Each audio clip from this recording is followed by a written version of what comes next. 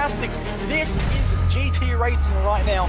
He's got traction, he's going around the outside of both of them! Maloney! Oh, he's taken Anderson! Anderson's up to Oh my God! Oh. Big crash! Oh my goodness, half the field's going to get rolled! Second very close. These guys are going to want to make their way through the field very quickly. Oh, there we go. Oh no! That's massive! This is it! This is over! I can't believe this! Oh my God! God, what?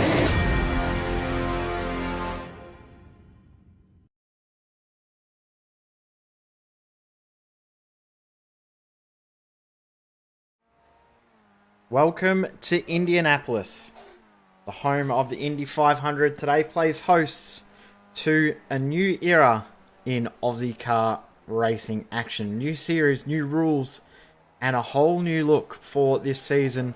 Welcome to round one.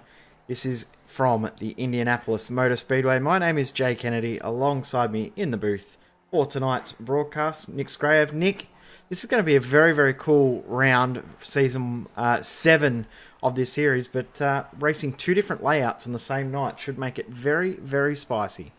Yeah, that's right there, Jay. So some pretty lateral thinking for this season in season 7. So yeah, racing two separate layouts. So the first one, we're racing the straight up F1 and MotoGP road course, and then a little bit later on, we're going to be doing something a little bit different there. So we're going to zoom in on the track map into Indianapolis. It's a bit like the center of everywhere. Like if you look at the town, there's like 5 different freeways that come from all different directions.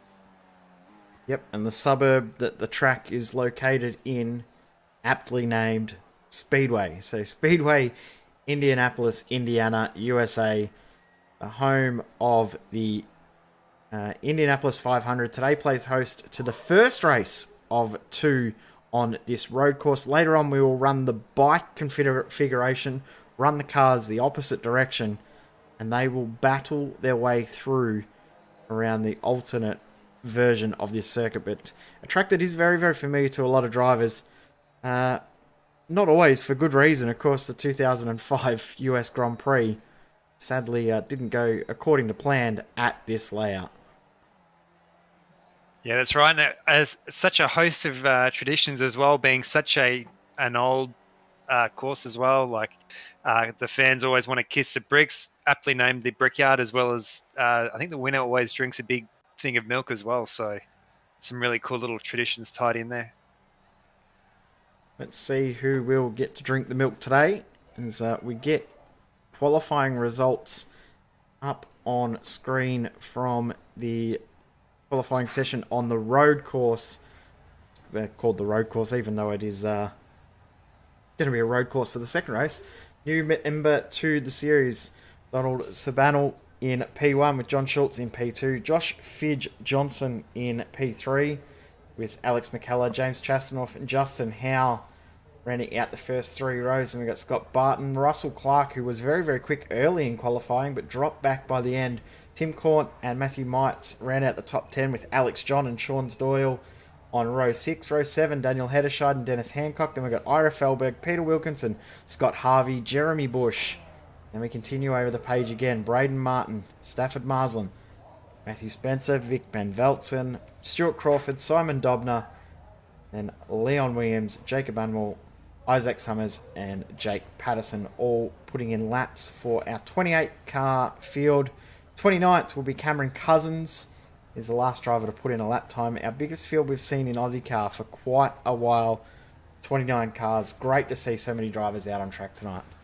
Yeah, and so close as well. I think it was about only 6 thousandths of a second there between Don and John.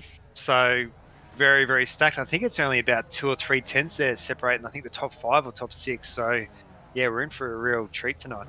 100%. We're going to have some great racing.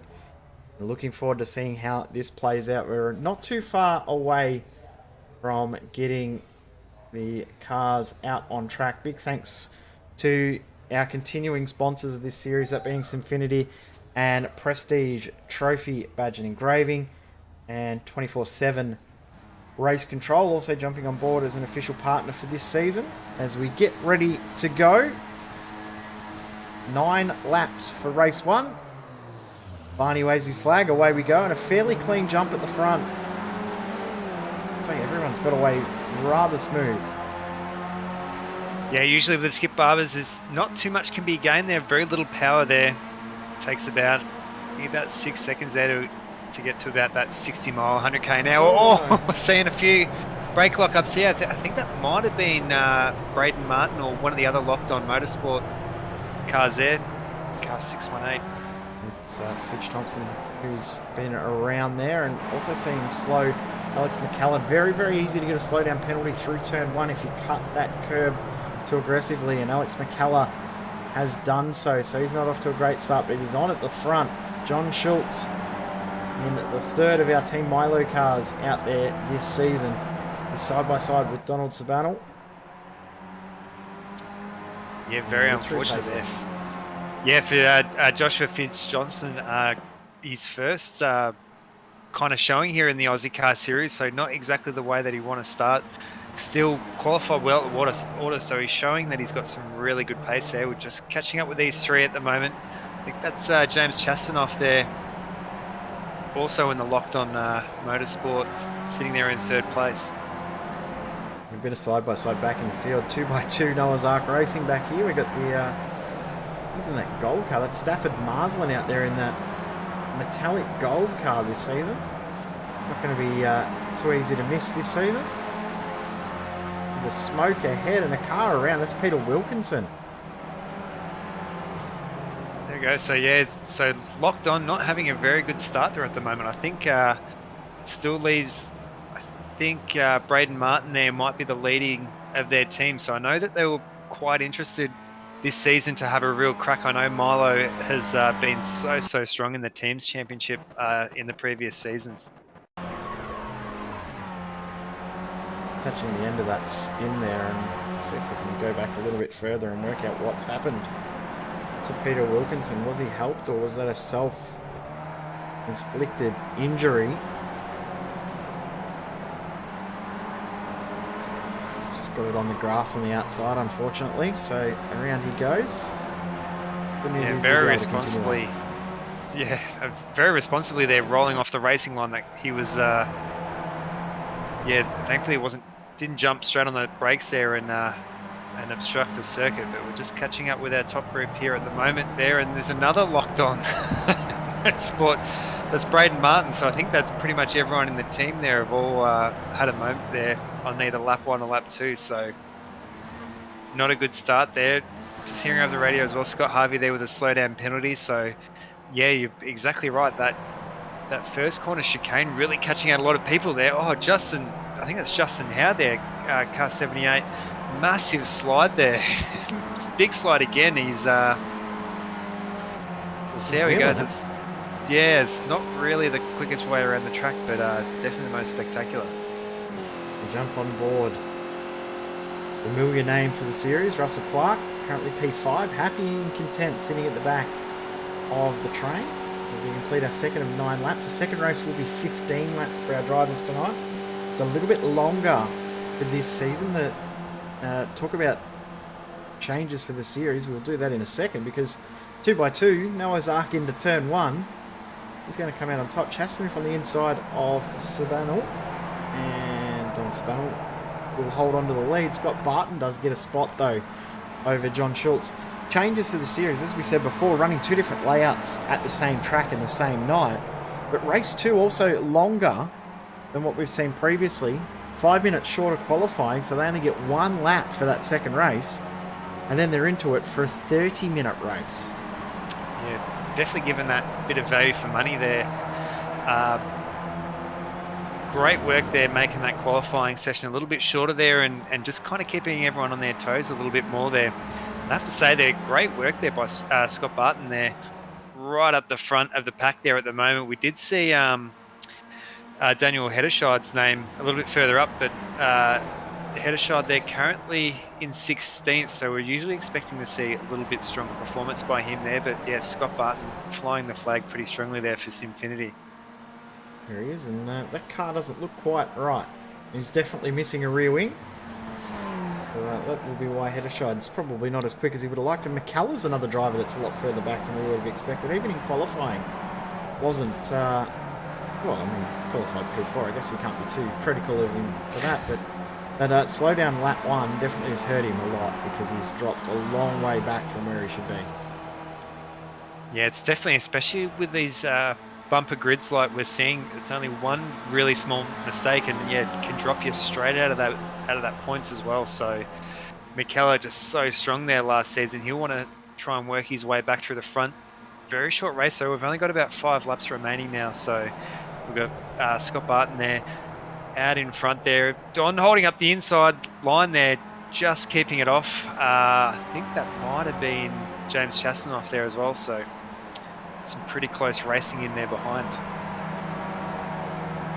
And we saw too that run to the line, the amount of length that you've got coming through that final corner, which of course is turn 1 of the oval, means that you've got those spectacular runs to the start-finish line where we will see side-by-side photo finishes. There'll be no doubt that there'll be a photo finish for the win if we stay in this pack of 5.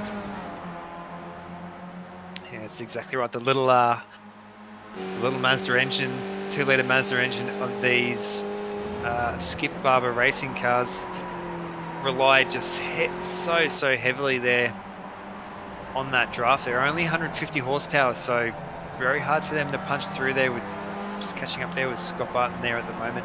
First wheel, so it's almost coming onto that last lap. You'd almost say that he's not in that great position there, being out the front there, because he's going to be facing that big wall of wind coming onto the banking. Just behind them, 6th and 7th, Tim Corn and Alex John. So Alex John a little bit further back than we would have expected him to be, and Tim Corn. So I do like the new colours for the Locked On lads. Great to see Tim out there this season. No stranger to Aussie car action.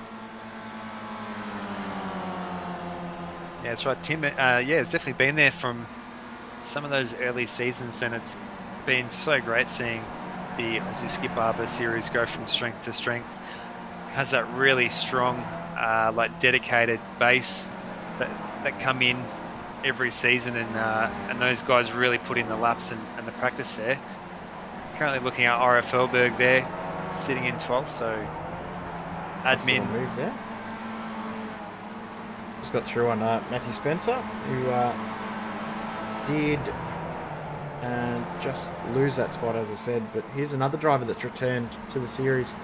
Because we saw Matthew and both he and Tim Corn out there in the old TCR series back in the day, back when we had that as part of the Aussie car stable. So great to see those guys out there. And great to see a whole heap of new names out there tonight as well.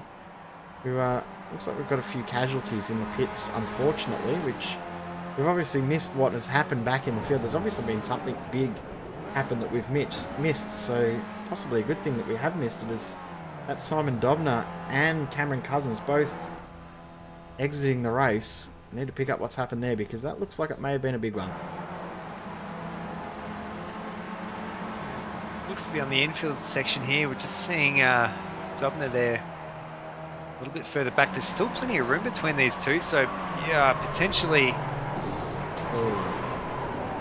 just a bit of an unfortunate incident there. I think Cameron Cousins probably wiping off a lot of speed there with that slide there, and Dobner without too much way to go there. I think he was already really committed into the corner there, but we're seeing three wide there. So Scott Barlin in the middle there of Heddershot and Don. Yeah, and notice too that Russell Clark's dropped off the back here. I don't know if this is intentional or whether he's had a slowdown, but now he's got Alex John there. I mean, you know that these guys aren't officially teammates, but they do seem to work together, the top split guys and the Team Milo guys, don't they? They do seem to find themselves together out on track and work together rather than against each other. So this could be a planned move potentially to help bring Alex John up into that lead group. It's almost watching Sim Chastanoff there showing a nose up. Oh, sorry, we're a little bit further down the line here. It looks like, a slowdown. Yeah, Chastanoff's had a slowdown from turn one because now he's side by side with Russell Clark and Alex John. So definitely a slowdown penalty for Chastanoff. So these four are now going to have to work together to close up onto those lead three. 3.4 seconds may not be enough time left in the race for them to do it. It's It's almost a bit like watching a one-day classic. It really comes, like a cycling classic, it really comes down to, people working together and trying to put in a chase and bridge that gap through. So almost say, then there were three. So up the front there, Scott Barton, Don Sabanil, and John Schultz there. So John Schultz, we haven't seen too much of all. Definitely very tactical there. Probably don't really want to go showing a nose there. Just sit in with these two. Don't really have to worry about fuel burn either. So being that third wheel behind these two, he can just sit on there and plan his attack. Yep, and the gap is definitely growing between this group here, fourth on back, to those leaders, and Justin Howe not too far away in closing in, and Matthew Mites as well, not too far off in the background as well in that 17 car, even not showing 25 on screen.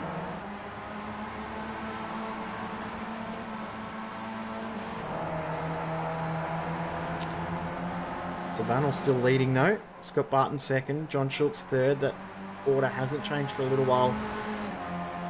Barton did have the lead for a couple of moments, but did give it up at turn one. Now we'll try and work out where he wants to get it back, because I don't think you want to lead that last lap. I don't think you even want to lead into the last corner on the last lap. Yeah, that's exactly right there, but it seems like Don Sabanil very much under control at the moment, controlling that pace. Now he's super fast there as well, so it's good to see a new driver thrown in the mix, and keeping a lot of these guys pretty honest there at the moment. So just seeing the lines and stuff taken as they come onto the oval section, and this will almost be like a bit of a dress rehearsal on how strong that can be. So you can see Scott Barton there coming up side just as we cross that finish line. There we go. So 3/1000ths of a second there between Don and Scott Barton there. So Scott just lining him up. He's trying to work out how much of a jump he can make there coming out of that final corner. And John Schultz, their third in line, did his fastest lap of the race while trailing behind. So definitely is a big advantage. Justin Howe is the driver that has done the fastest lap of the race. We've done a 1:41.8. Schultz they did 41.9.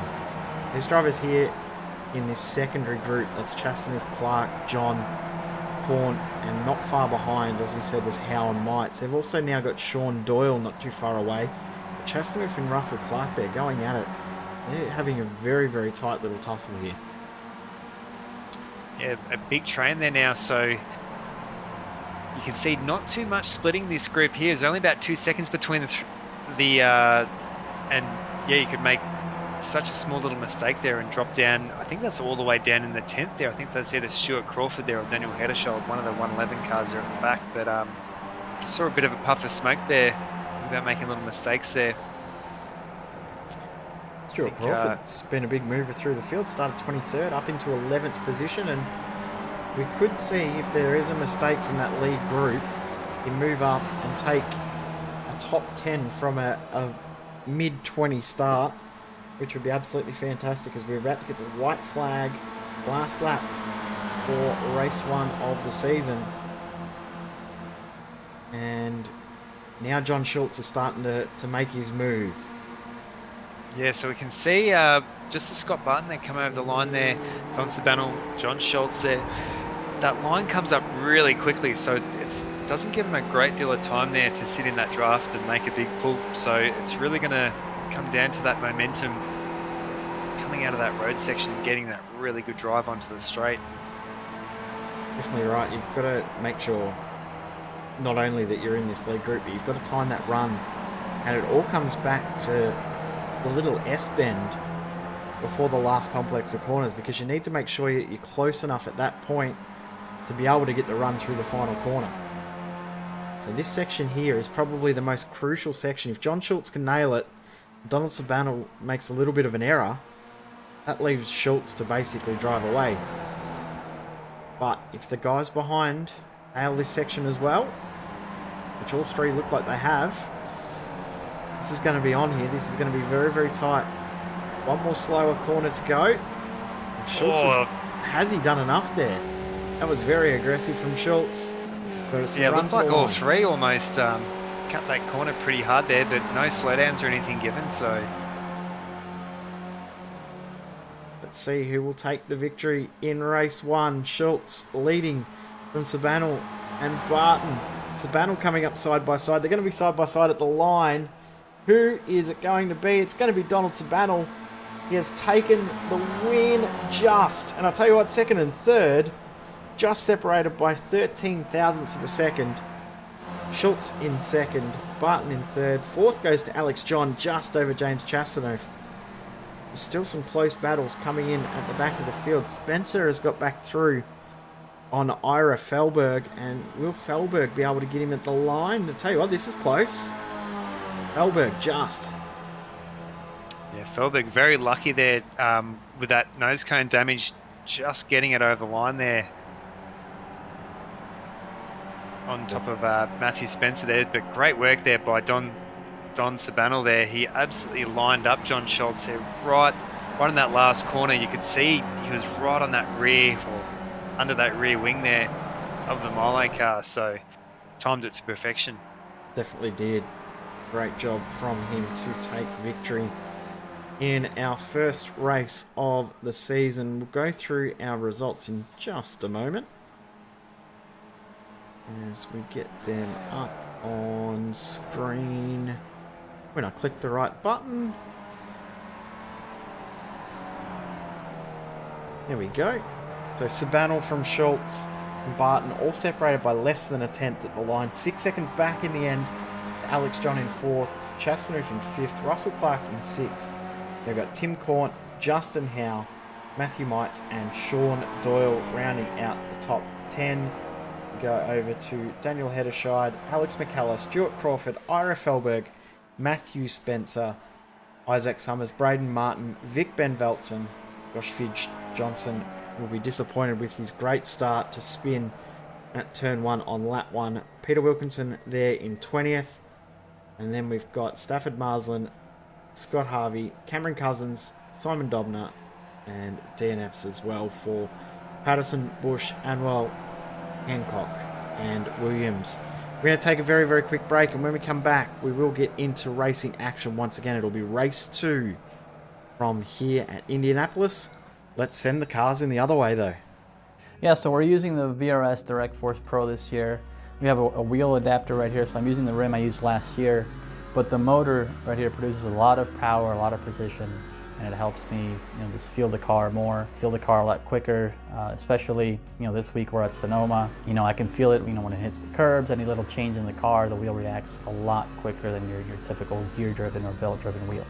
For example, if you're on oval and the rear tires break loose, force feedback on it corrects a lot quicker than your typical wheels. There's no resistance pretty much as far as being able to make quick corrections on the wheel. So all that, paired with how precise the wheel itself is, it makes it to where it helps you as a driver, to find that extra hundredth or thousandth of a second. So when you're getting a direct drive wheel, especially the VRS wheel, it's heavy duty. It's got good weight to it, it's not a plastic toy. It feels like you can really beat up on it. A lot of people have issues with their plastic gear-driven wheels just kind of breaking after a couple years.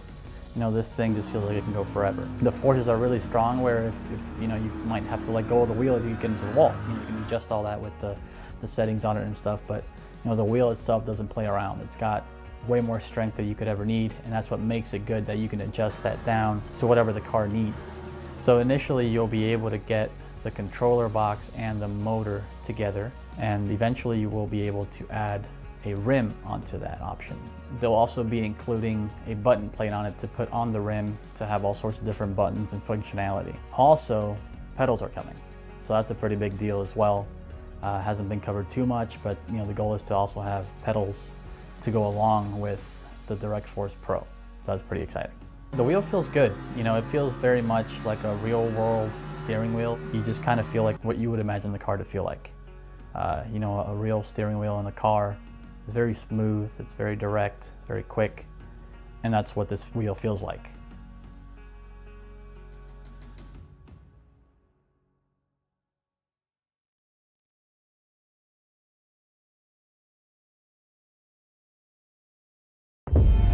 There's a story on this island. History lives here. If you listen closely, you can still hear the echo of a Dino, smell the petrol of a Carrera, feel the grace of an LP. In those days, lives were lost and fortunes were won in the blink of an eye. It's no longer that simple in today's world. But on an island, it's almost as if time stands still.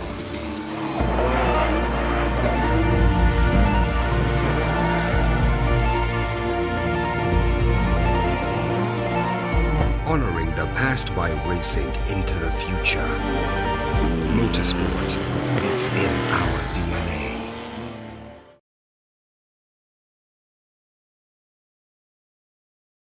Are you spending a lot of time looking for setups and struggling for faster lap times?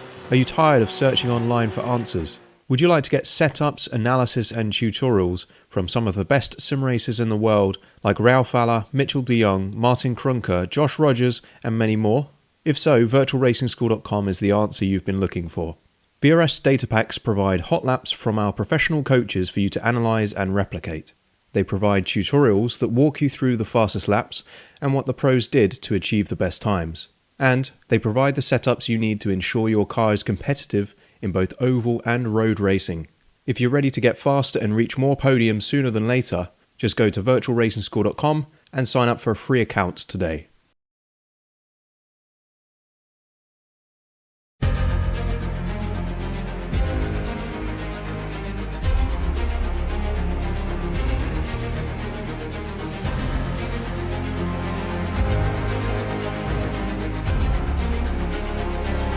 This is fantastic. This is GT racing right now. He's got traction, he's going the outside, both of them! Maloney! Oh, he's taking Anderson. Anderson's up top. Oh my God! Oh! Big crash! Oh my goodness, half the field's gonna get rolled! Second very close. These guys are want to make their way through the field very quickly. Oh, there we go. Oh no! That's massive. This is it. This is over. I can't believe this. Oh my God. God, what?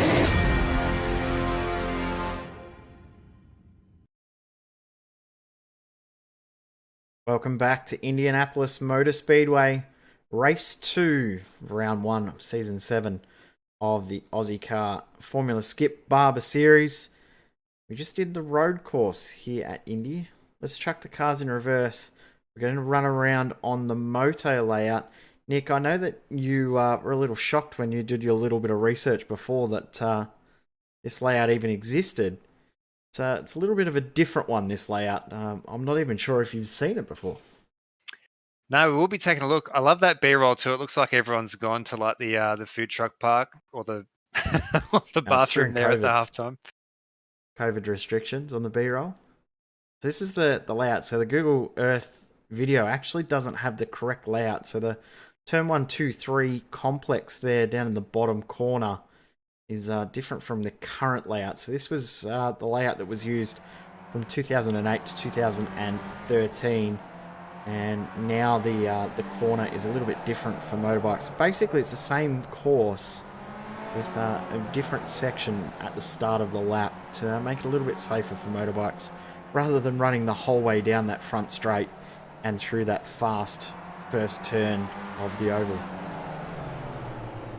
Yeah, you can imagine a bit like Daytona there with that a really fast sweeping corner there with that transition off the banking would make it pretty dangerous. So yeah, I can definitely see where you're coming from.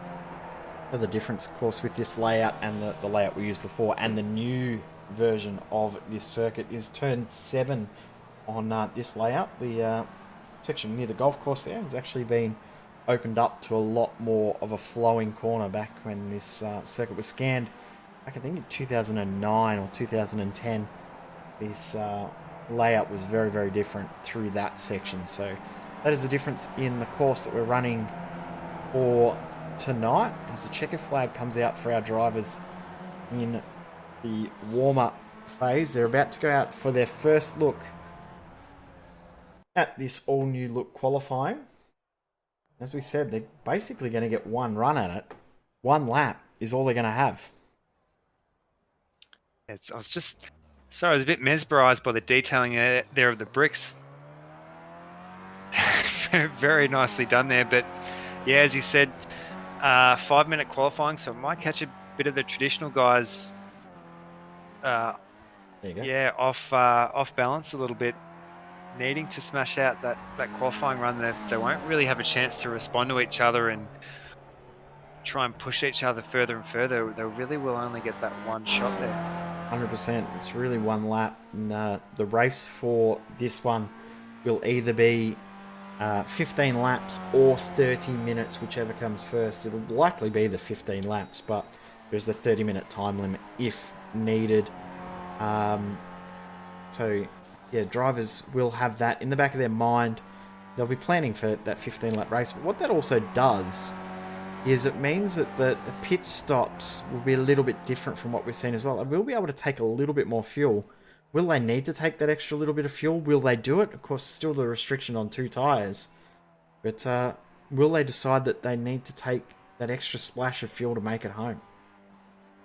Yeah, that's right. So it's definitely this race being at the start of the season. I think everyone will want to try and iron out their bugs there, as we're just seeing on board one of the Milo cars. They're just testing, I think, Russell Clark, they're testing the limits out on the tyres. You can see they're trying really hard there to create some heat there in those little radial tyres. They do take a little while to get up to temperature.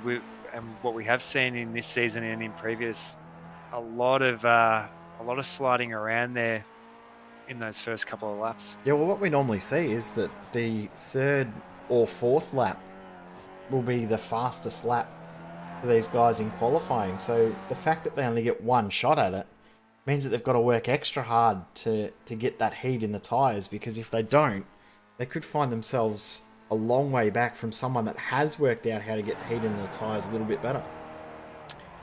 Yeah, it's going to be really interesting here, this one lap shootout style qualifying. I'm really excited to see there. So on board with Sean Doyle there at the moment. So I think he was sitting around, 6th or 7th. He was somewhere around that top 10 position there in race 1. So we're pretty happy with that. It's a very stacked field here at the moment. So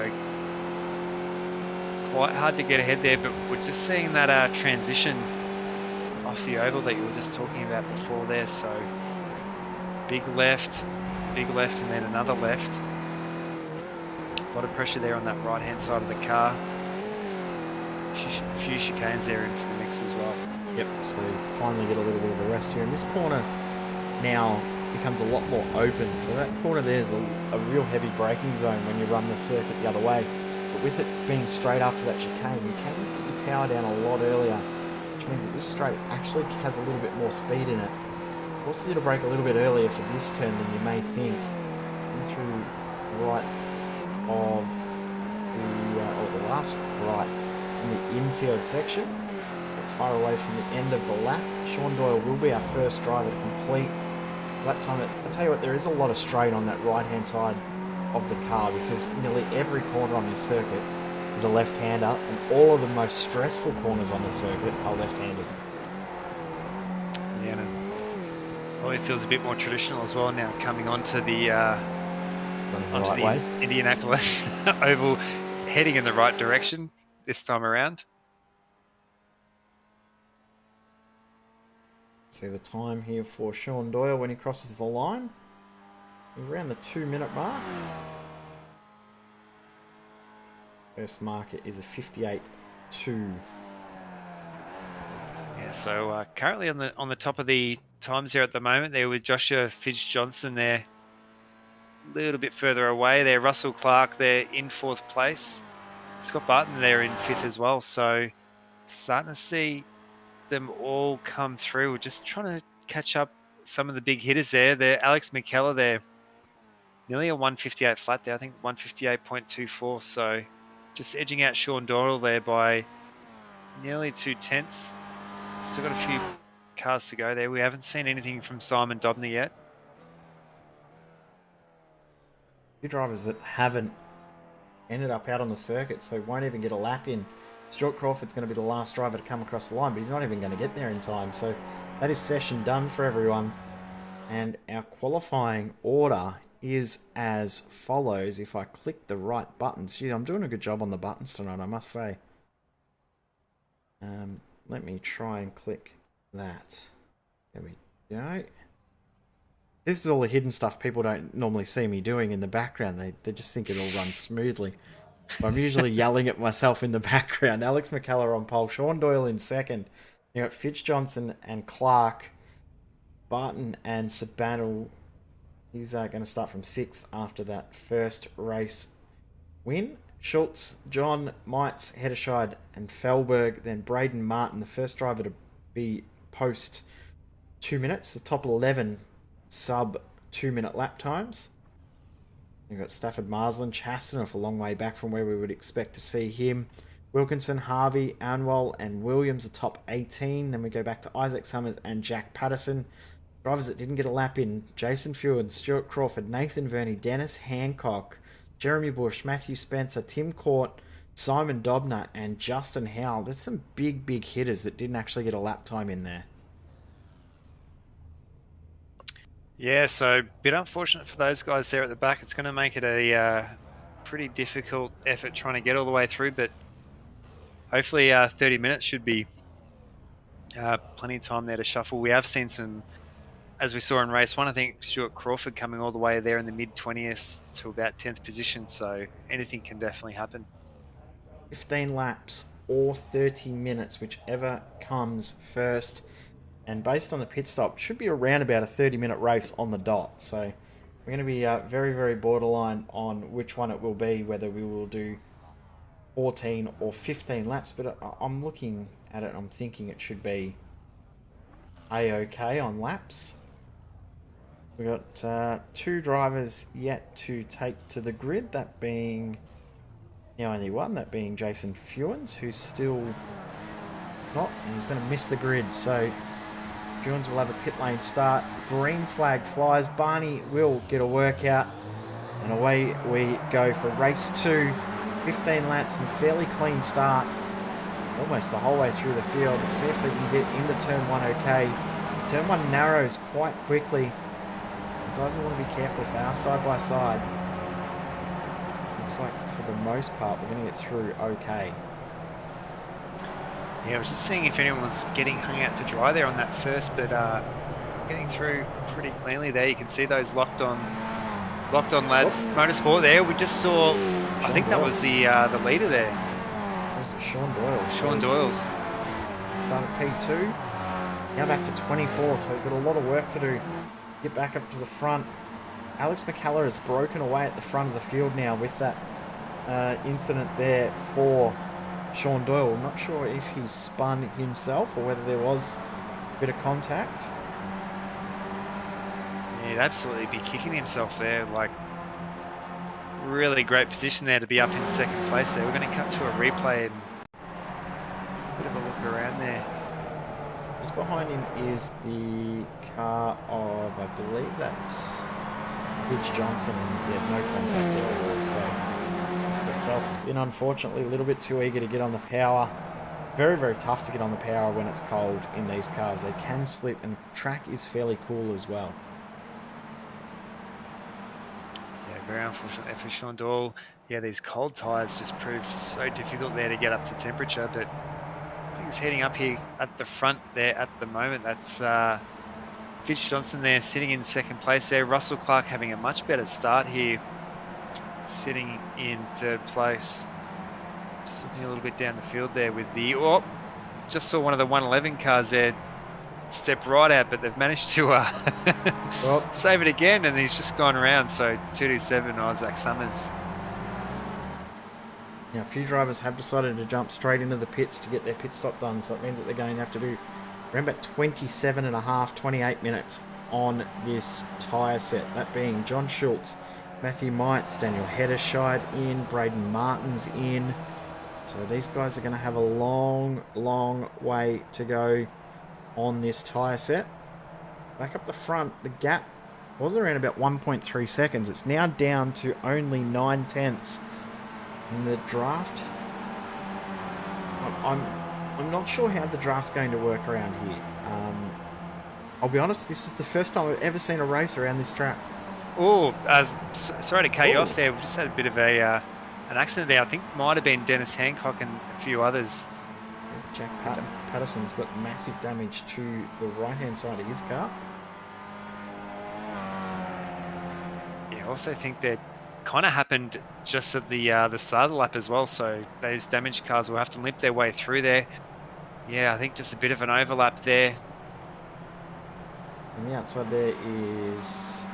Oh, it's Justin Howe and Hancock just getting through unscathed. But yeah, contact between Patterson and Justin Howe. I must say Justin Howe hasn't had a great night, has he?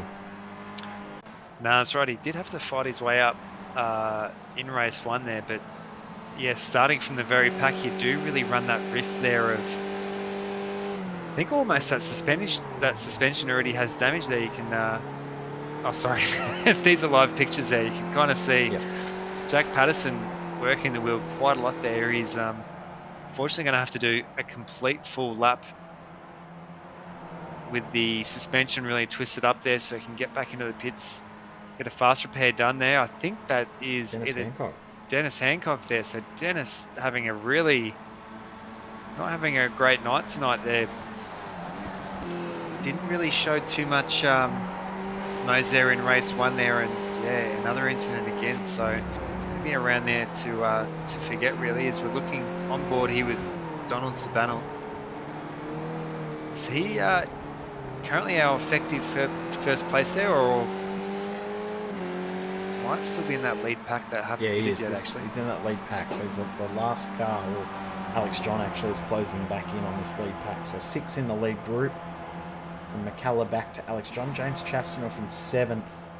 The fairway back. Leon Williams is just coming in to get his pit stop done, as is Nathan Verney. Dobner also coming into the lane. Or just driving out of the lane.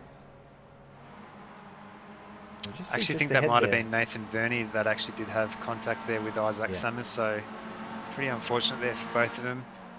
See also too, Matthew Spencer here is just holding on to the lead lap. Got a fair bit of damage to the front of his car as well, so we are hoping he can stay on the lead lap. Of course, he's already made his stop, so that will be in his favour, but always difficult when you do go... Ooh, he's having a little bit of trouble there. You do go a lap down.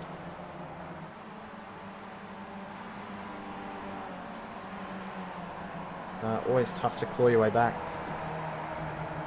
Yeah, and this 6 here will be pulling in like a freight train at the moment, so hopefully they catch him on the straight there. It can give plenty of room and let them all go through. Yeah, who's in the lane?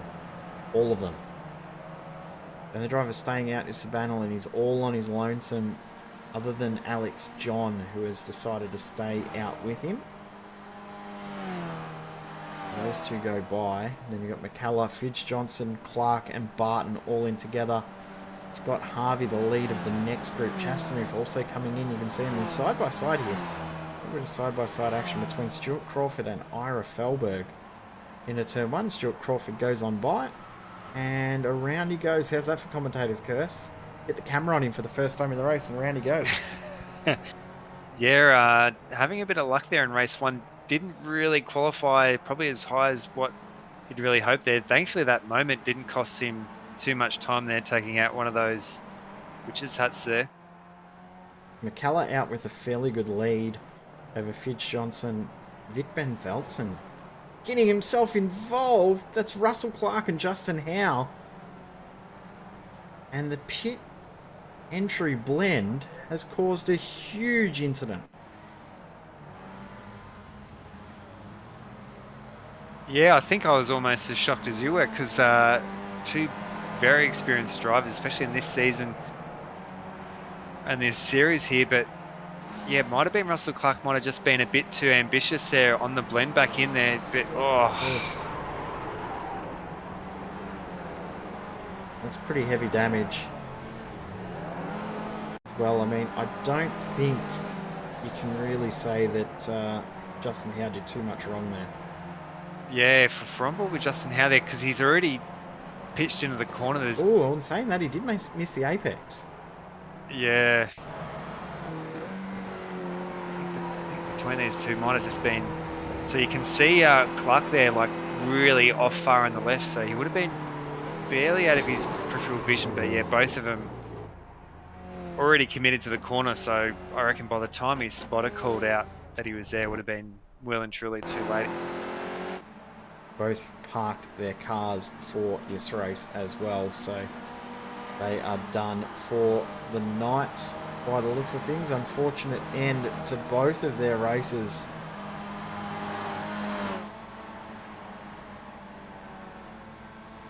Yeah, and in the pits now.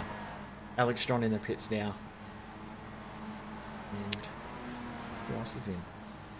yeah, I was just going to say Russell Clark and Justin Howell would both be right up there in the championship this season, so not off to the best start. He's going to have them kind of chasing everyone back here, but you can kind of see that blend coming through there with Alex John.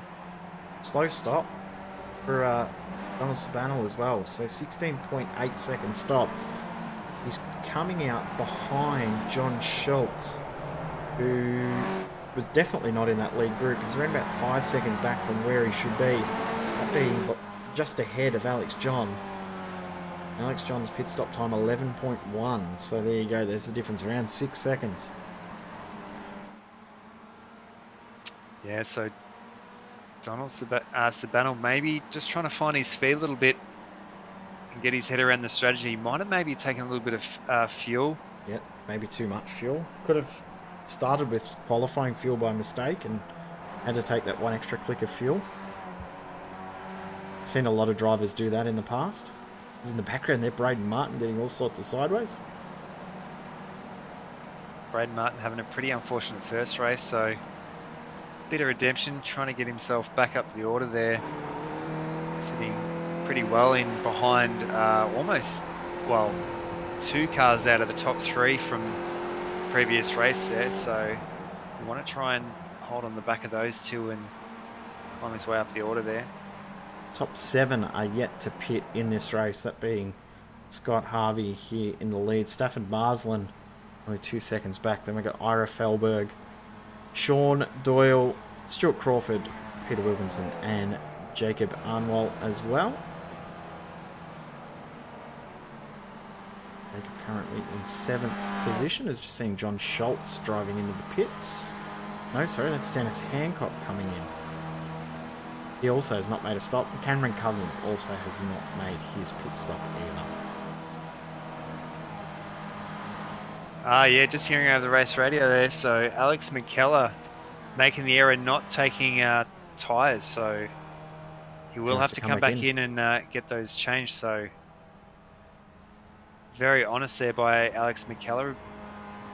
Is a bit of a series where self-governing and very gentleman's championship, isn't it? Very much so, yeah, and relying on people's honesty and people giving each other room there. So Alex McKellar going to definitely lose a lot of positions there, having to shuffle back down the order after having a second pit stop coming up. I believe he's just made that.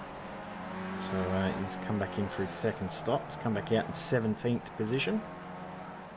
Jacob Arnwell's just gone behind Scott Barton.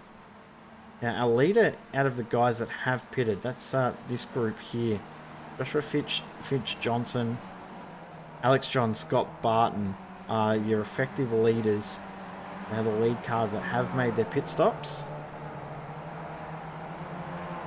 Yeah, I'd have to say Scott Barton definitely really well poised here, being a little bit further up the order than some of the others. So Heddershaw, they're sitting just outside the top 10, but yeah, I have to say for Barton there, he's in with a really good chance there to try and snag a win. 100%, and be looking to a little bit better than the run that he got on that last lap in race 1 to try and steal a win. Just in the background you see Jacob Arnwell coming into the pits. I think that does catch a few drivers out when they are new to this series is no pit lane speed limiter. You need to be careful of that, and making sure you take the front tyres. Seen a few drivers make that error in the past, but I think this season it's been mandated that it must be 2 front tyres, even though everyone will take 2 fronts. Yeah, might make the car a little bit too tail happy there. Switching those rear tyres around there. So Jacob Armwell in the pits there, you can see him taking those tyres. On board with Alex John. Currently 8th position where he started, but he's effectively P2. He's effectively a lot higher than the position on track says at the moment. The top 6 yet to make their stops, that being Harvey, Marsland, Doyle, Felberg, Crawford and Wilkinson.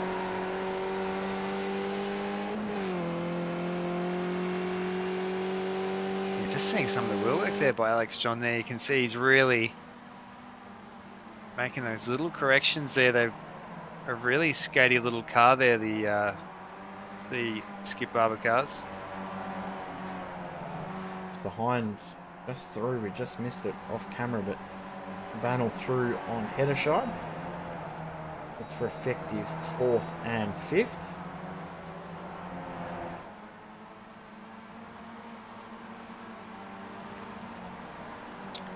You can see everyone just finding their place and sitting in for the moment, so we're not going to see too many big dives now. We're kind of, well, just past the halfway mark now. John Doyle up the inside of Stafford Marsland. Side by side into turn 1, and he will get that done. So Marsland will drop back to 3rd, Doyle into 2nd position, back to where he started. Although, probably not how he would have liked to have got back to 2nd. He'd probably prefer all the drivers ahead of him. All the drivers to have not pitted like him when he's in 2nd position. But he had a very, very unlucky season last season. He'd be looking to get a little bit more luck this time going forward, but great to see Sean back out on track again for this season. That's exactly right. Yeah, him and his teammate Dennis Hancock as well. Dennis Hancock being, one of the returning veterans of the Ozicar Series. Scott Harvey also running the same livery, white knuckle. Yeah, it's cool. It's really taken on like this team's championship dynamic now. So it's almost, it felt like at the start it was very much 111 against everyone else, but it's now seeing all these teams really kind of band together. Just catching a replay here of Matthew Spencer, so had a bit more front damage, so not having a good run this race around. He might have to, looks like he is going to jump on that tow hook and get back to the pits. If we can pick up what happened to him. I think the car was already broken by this point. I'm wondering whether he's hit the outside wall. Yeah, the car's definitely broken. Wondering if he's hit the outside wall coming onto the front straight, because that is something that we have seen before. As into the pits comes car of Scott Harvey. So Sean Doyle was the leader for a second. He's also in the pits. I think he just passed Scott Harvey on the way into pit lane. Yeah, not too sure what's happened there, but that is going to leave Stafford Marsland out at the front on his lonesome. So there's going to be, and Stuart Crawford, and I think there is actually a few people that haven't pitted yet. So quite a lot of cars opting for that late pit stop strategy. Yep, top 4 have not pitted. Everyone else in the field has, that being Marsland, Crawford, Felberg and Wilkinson. As we said, this is the effective race lead. Alex John's feeling some pressure from behind, that being Scott Barton. They're breaking away from Spannel and Heddershide, which will be good for those guys. But this front 3, it's not over, definitely. I think Alex John quite happy and content being the middle car. And Scott Barton, remember, he was the 3rd wheel in that run to the finish on race 1. I don't think he wants to be there this time around. I think he wants to be in the front, but he's struggling to find a way through.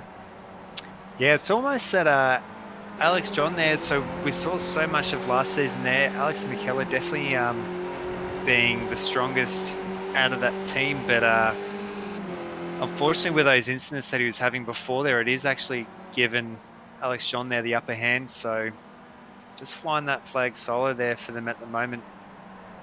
It's been a good mix of teams up at the front as well, so everyone nice and well mixed around there. So we're just looking a little bit further back there, Alex McKellar. So in damage limitation mode, Must say coming there's out of lots that championship win.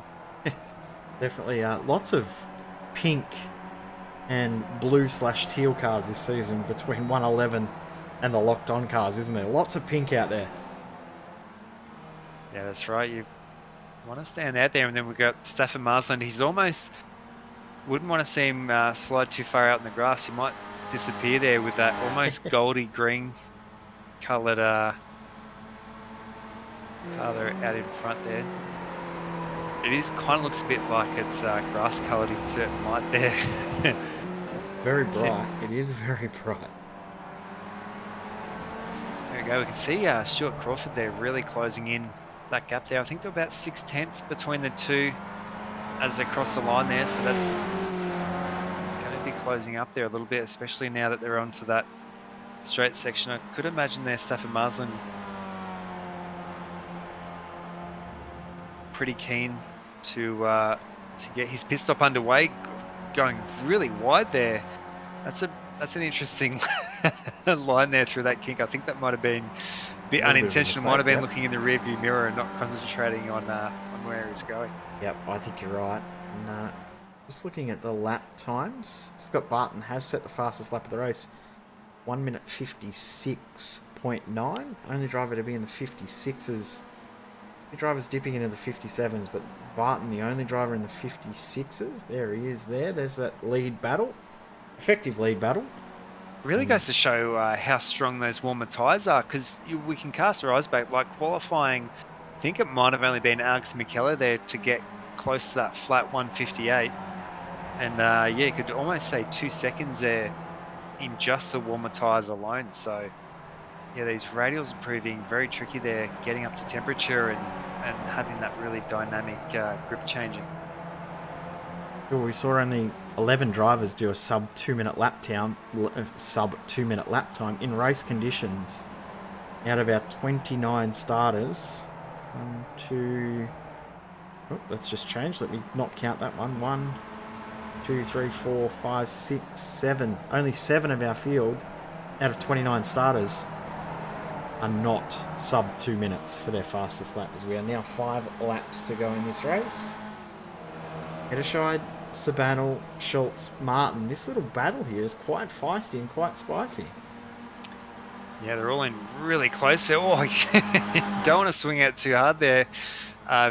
Almost made contact with the wall there, so they're going to go 3 wide through that first sweeping. So you'd honestly think everyone would just kind of sit in for the moment, but the way this track is not as much draft as it was the other way around there. So we're seeing Don Sabanel there around the outside trying to hold his own there. It's going to push Scott Barton there. Oh, sorry, I think that's Daniel Hederscheid, sorry.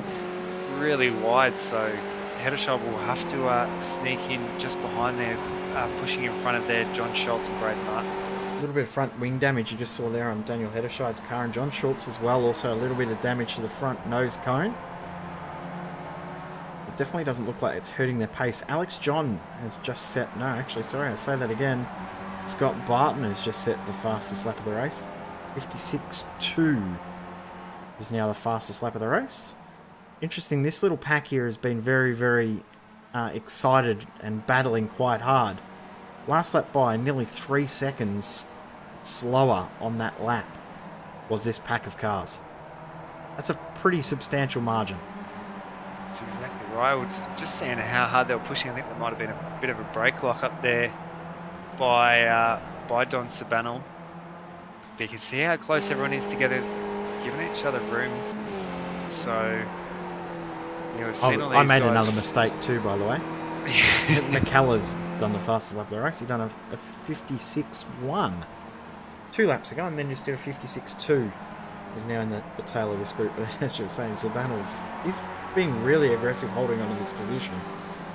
It's not necessarily a bad thing to want to fight and hold on to the position, but when it's costing you a lot of time to the group ahead, not always the best move. Seeing them all come through now. 4 laps to go. If these guys continue to fight as much as they are now and go at the pace that they're going at the moment, the likes of Stuart Crawford could actually come out in this group, or if they continue to fight, ahead of this group. So that they have to be careful not to fight too much.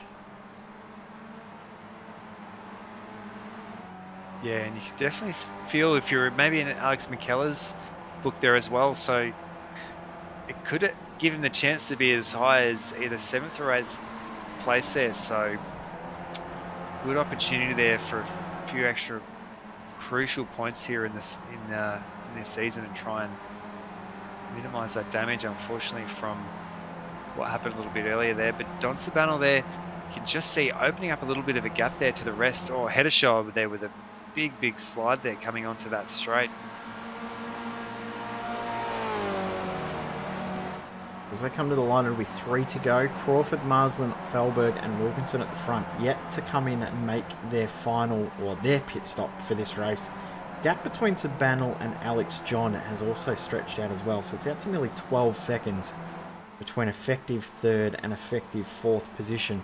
Where Stuart Crawford rejoins the race is going to be very interesting. We're going to find out very soon, because in he comes. Ira Felberg is going to go out one more lap, and he will cross the line to lead a lap of the race. Always good to show that you've led a lap. Put that up on screen so I can have proof that he's in the lead. Screen caption it. Yep, screen capture that one to show he's in the lead. Scott Barton now up into P2. So this is the battle for the win in this race at this stage. 3 to go. Who's going to come out on top, though? This is going to be very interesting. Just seen Stafford Marsland had to reverse in the pit lane, so he missed his pit box. It could cost him a lot of time.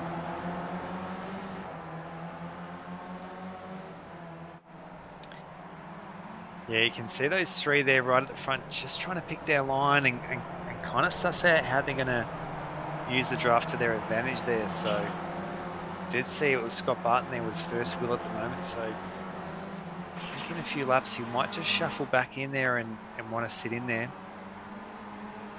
Just see a little bit of a gap forming. We'll see that reeled in there by Fitz Johnson. There's going to be pulling that back as they come onto the faster sections.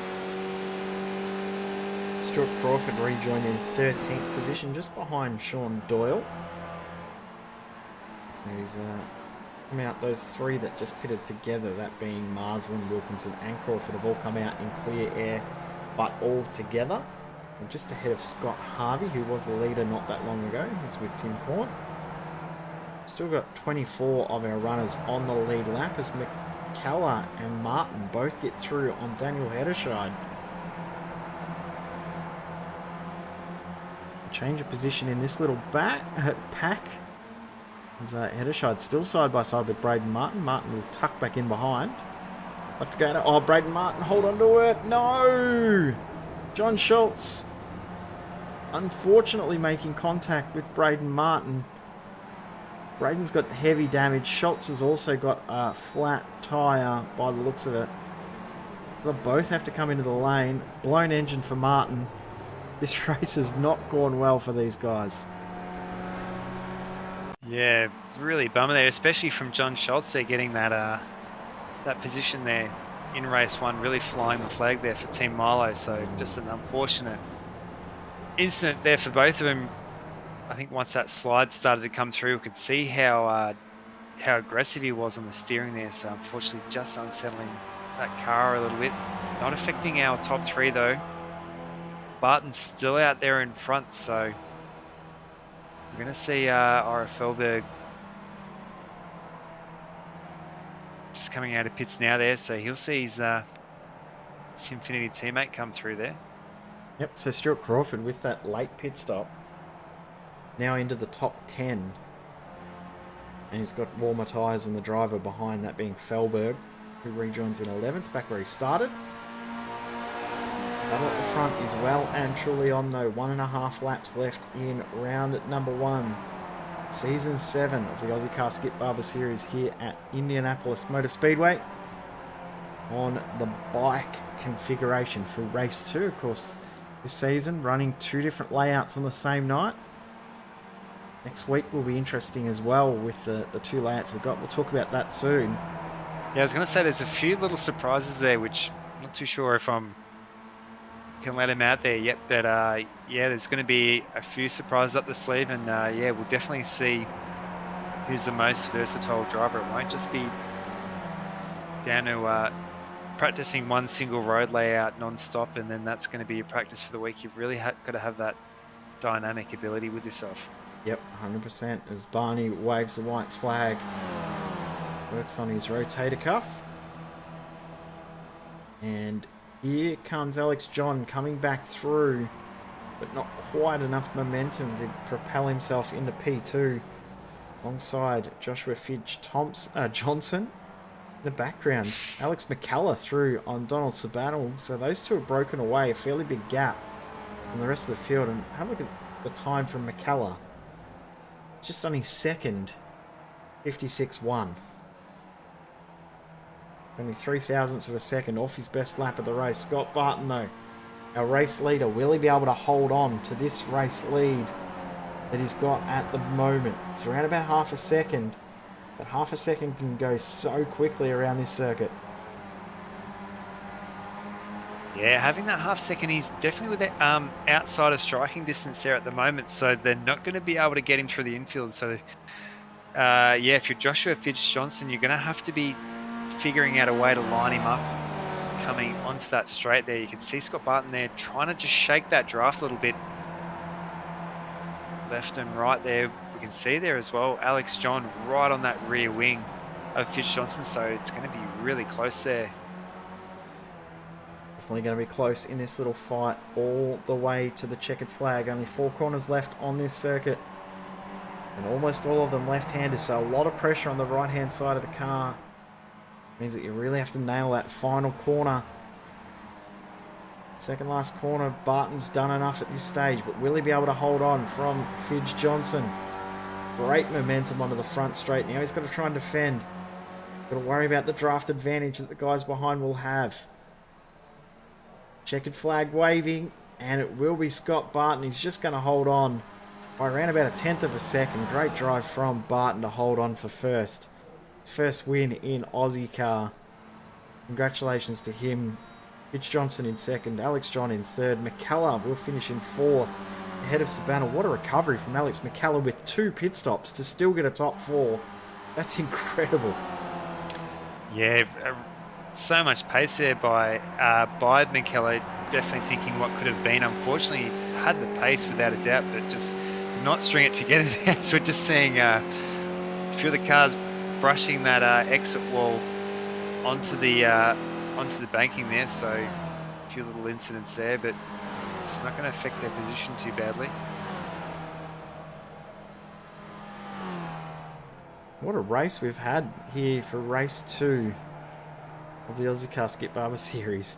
Saying that, what a round we've had over the 2 tracks, over the 2 different configurations here at wonderful Indianapolis Motor Speedway. Even with that really tight first sector, it didn't affect the racing too much. We only saw really 1 or 2 incidents. The pit lane rejoin, unfortunately for Russell Clark, his incident there with Justin Howe, and also the spin for Sean Doyle at the start. But we'll go through our race results here for race number 2. Scott Barton picks up the win, 2/10 in the end from Josh Fidge Johnson. Then we got Alex John and Alex McCullough in 3rd and 4th. Great drive back through the field for McCullough, but he will be ruining that mistake at the pit stop. Vanel in 5th position. Great job from him in his first round of Aussie car. Pick up that position 5. Daniel Hederscheid in 6th, with James Chastanoff, Matthew Mites, Sean Doyle and Stuart Crawford rounding out the top 10. Crawford coming from mid-20s again to get a top 10. We've got Ira Felberg, Stafford Marsland, Scott Harvey, Peter Wilkinson, Tim Cornt, top 15. Dennis Hancock, Jacob Arnwell, Vic Bentveltzen, Simon Dobner, Leon Williams, the top 20.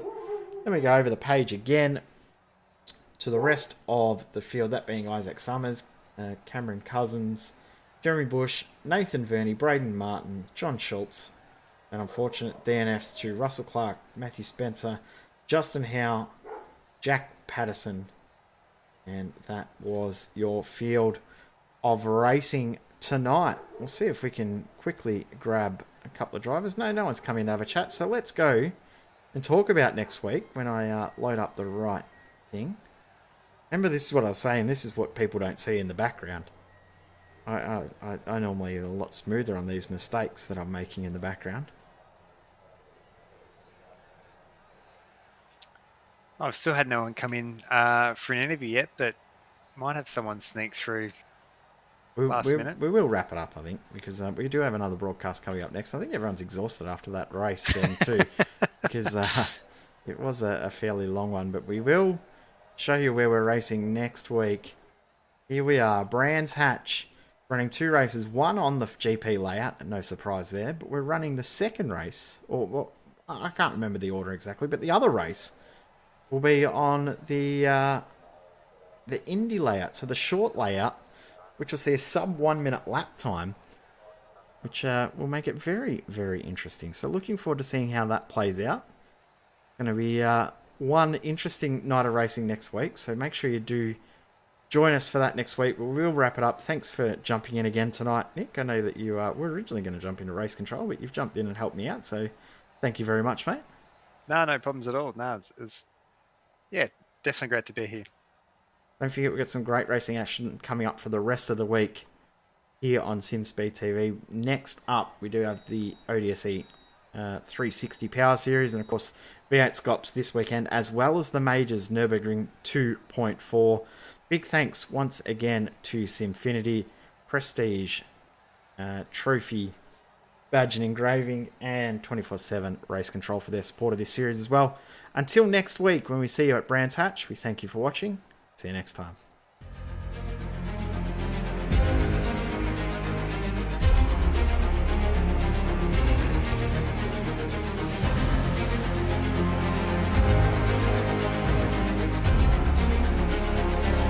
This is fantastic.